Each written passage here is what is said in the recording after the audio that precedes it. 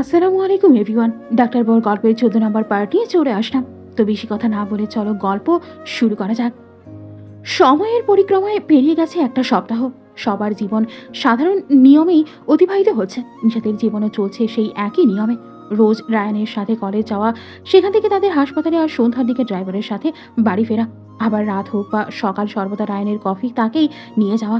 প্রতিদিনকার ন্যায় আজও রেডি হয়ে নিচে নামলো নিশাত। পরনে একটা থ্রি পিস, ঘাড় যার ওনাটা কাঁধের দুপাশে ভালো করে সেফটি পিনের সাহায্যে লাগিয়ে রাখা, আর মাথাতে হিজাব জড়ানো।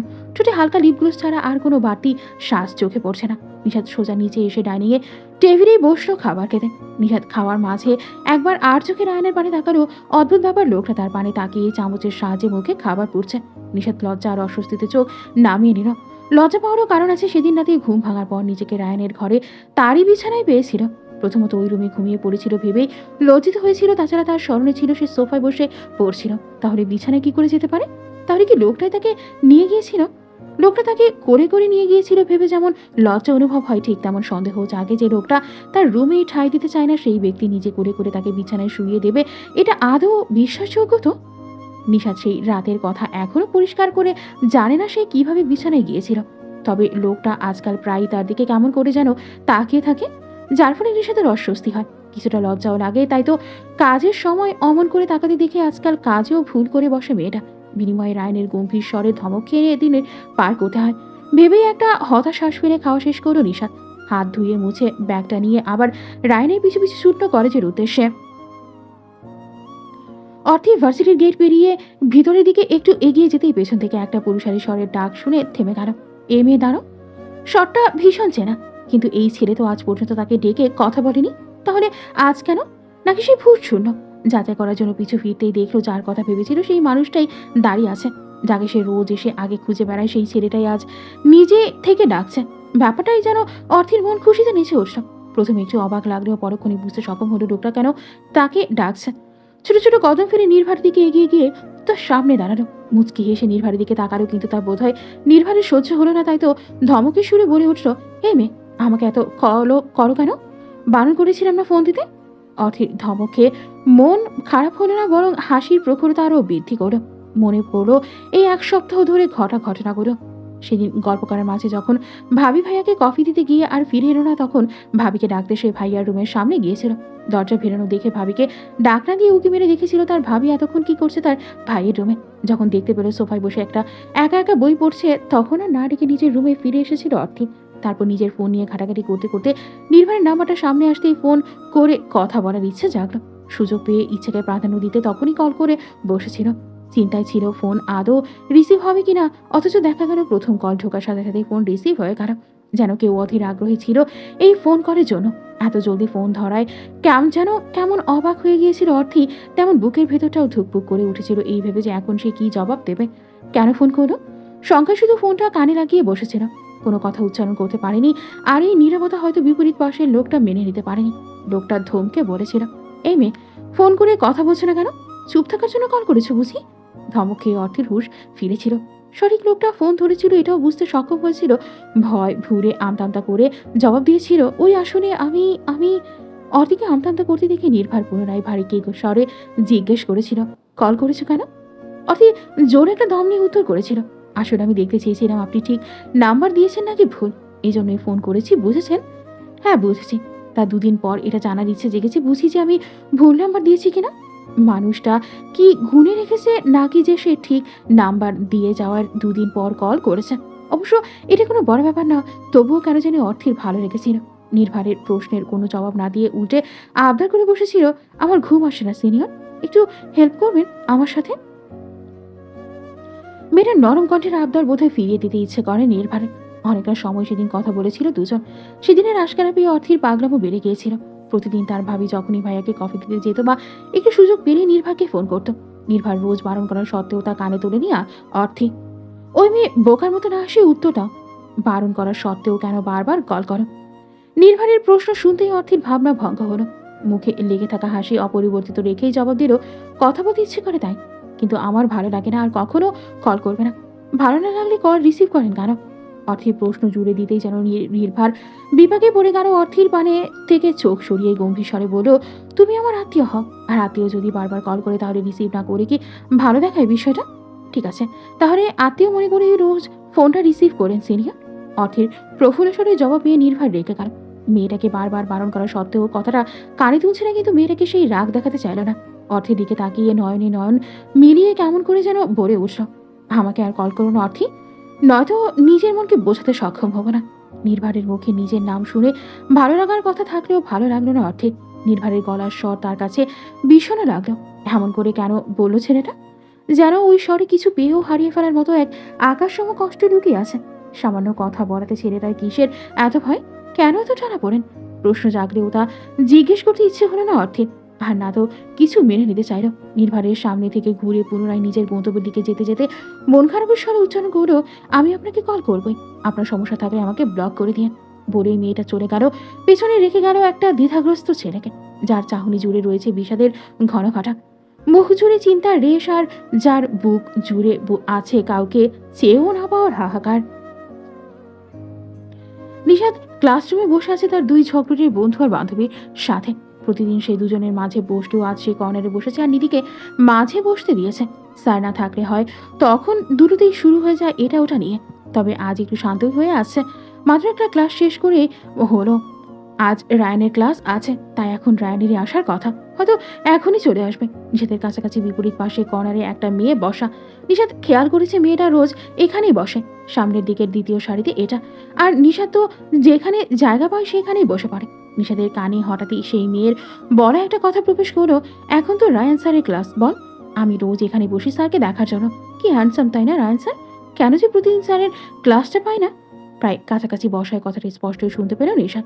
মেয়েটা তার পাশে বসা মেয়েটাকে বলছে, পাশে সেই মেয়েটা মুচকি হেসে উত্তর করল, তোর তো সুন্দর কাউকে দেখলেই পছন্দ হয়ে যায়।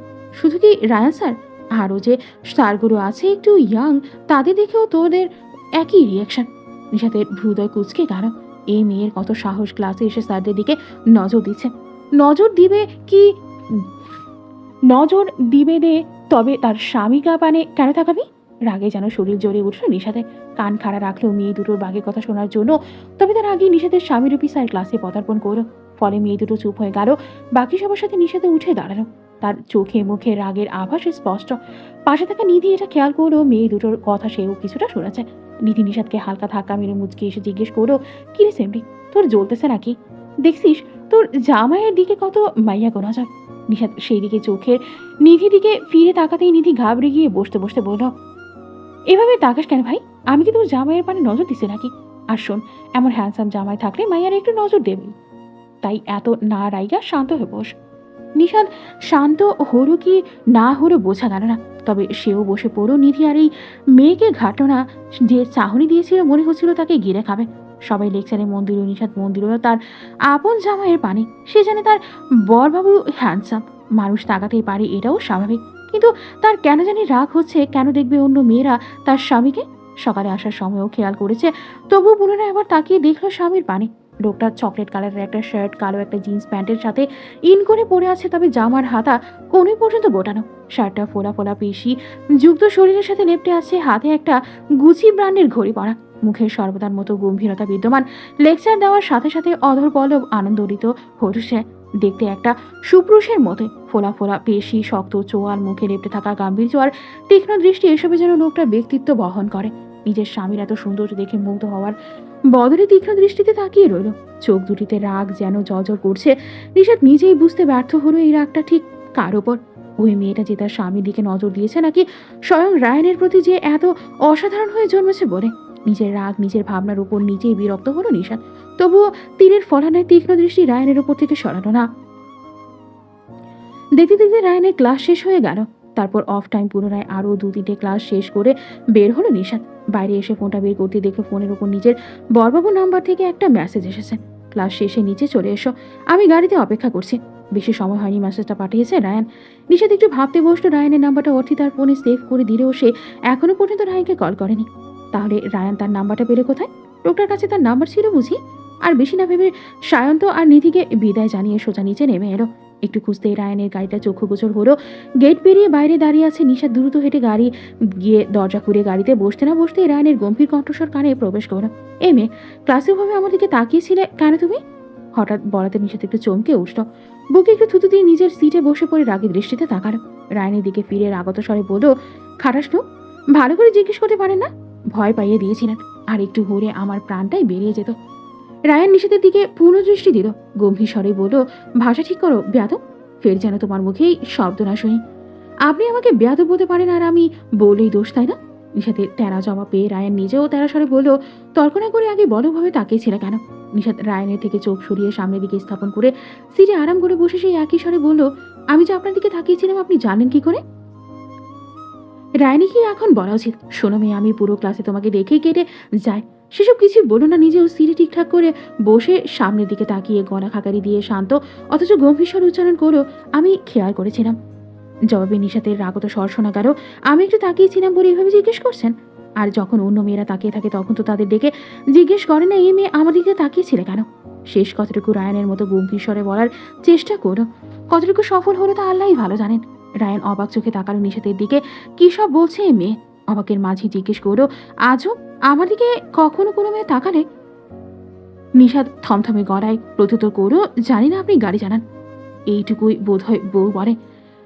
এরা কখনো সম্পূর্ণ কথা বলতে জানে না, পারে শুধু স্বামীদের উপর রাগ দেখাতে। এই মেয়ে যা খুশি করুক তাতে তার কি? এসব ভেবেই রায়ান গাড়ি ছোটালো। তার ইমার্জেন্সি আছে এখন, দ্রুত পৌঁছানোর দরকার ভেবে গাড়ির স্পিড বাড়িয়ে দিল। দেখতে দেখতে রায়ান আর নিশা তাদের হসপিটালে পৌঁছে গেল। রায়ান আগে আগে হাঁটছে আর নিশাদ পিছে পিছে। হঠাৎ নিশাদের চোখ পড়ে রিসেপশনের দিকে। ওখানে পিয়ার্স দাঁড়িয়ে আছে, একই হাসপাতালে কাজ করে তারা, অথচ দেখাই হয় না বলতে গেলে। রায়ান তাকে কাজ দিয়ে রুমের ভেতরে আটকে রাখে বলতে গেলে। এতদিন পর পিয়ার্সকে দেখে নিশাদ এগিয়ে গেল। পেছন থেকে হাসি মুখে ডেকে উঠল, ভাইয়া কেমন আছেন? কারো কণ্ঠস্বর পেয়ে পিয়ার্স পেছনে তাকিয়ে নিশাদকে দেখতে পেয়ে একটু থমকে গেল।